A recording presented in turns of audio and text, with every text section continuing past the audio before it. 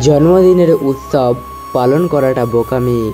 জীবন থেকে একটা বছর সরে গেল, সেজন্য অনুতাপ করাই উচিত। আমি আপনাকে কখনো ভালোবাসতে না বলে যুদ্ধ করতে বলি, কারণ যুদ্ধে হয় আপনি বাঁচবেন না হয় মরবেন, কিন্তু ভালোবাসতে আপনি না পারবেন বাঁচতে না মরতে।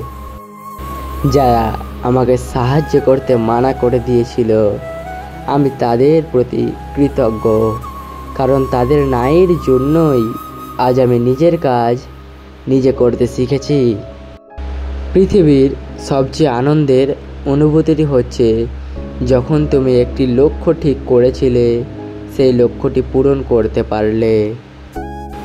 পৃথিবীটা হচ্ছে একটি আয়নার মতো, তুমি সবার সাথে যেমন ব্যবহার করবে, যেমন মনোভাব পোষণ করবে, ঠিক তেমনটাই ফিরে পাবে প্রতিদানে। ব্যর্থ হওয়া মানে হেরে যাওয়া নয়, ব্যর্থতা নতুন করে আবার শুরু করার প্রেরণা। হাল ছেড়ে দেওয়া মানেই হেরে যাওয়া। হতাশা একটি বিলাসিতা, হতাশার জায়গাটি আজ থেকে দখল করুন। কাজ শেষের তৃপ্তিমাখা ক্লান্তি।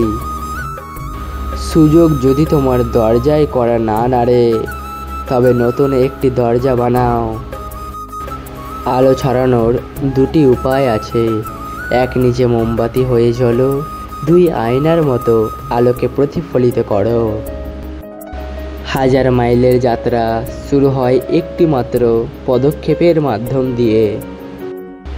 অতীত নিয়ে সবসময় পড়ে থাকলে তোমার এক চোখ অন্ধ, অতীতকে ভুলে গেলে তোমার দুই চোখই অন্ধ।